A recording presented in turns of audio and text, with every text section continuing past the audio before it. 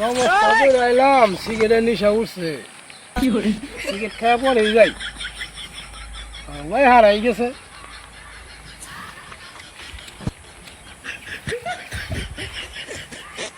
কি শান্তি।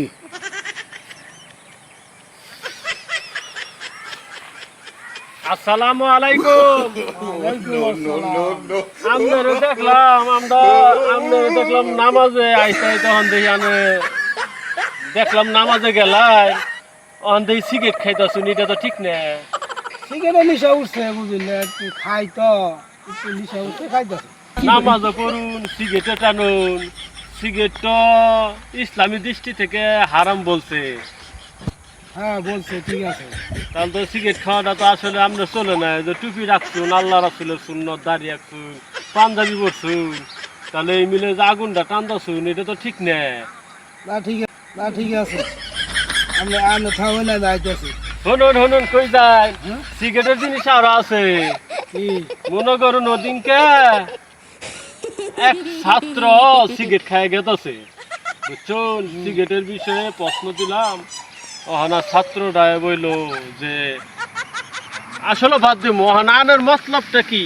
ছাত্র তো সাধারণ, আন হলো মুলছি মানুষ, সিগারেট টানতেছেন, এটা কাম করছে। আচ্ছা ঠিক আছে, জানি আমি বাদ দিব, জানি।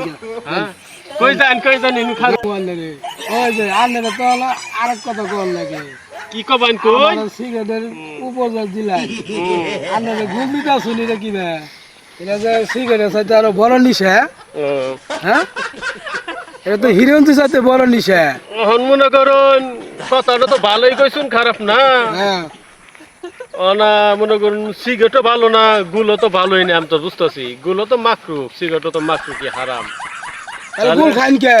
আজকে তো বাদ দেন না আমার এটি বাদ দেন। আনো সিগারেট বাদ দিবেন, আমো সিগারেট বাদ দিয়ে দুজন তবাগের হারি। আচ্ছা তবা করলাম, জান সিগারেট বাদ দিলাম। আচ্ছা যান তাহলে তাহলে গুল ফালাই দিন। আচ্ছা গুল ফালাই দিন। আয় বলুন, আমরা আস্তে আস্তে আর গুলো খামু না, সিগারেট খামু না। না এই যে কাম ধরলাম, হ্যাঁ ইসলামে এটা নাই, না, হারাম এটা বলছে, একবারে হারাম। হারাম বলছে এটা। যে কোনো ধূমপান ইসলামে নাই, না। একবার হারাম করে দিয়েছে নবীজি। তাই আমরা আস্তে আস্তে বাদ দিব, কান ধরুন। ইনশাল্লাহ কাম ধরলাম। আস্তে আস্তে সিগারেট খামু না, আমি গুল ব্যবহার করবো না আজকে, ইনশাল্লাহ। ইনশাল্লাহ।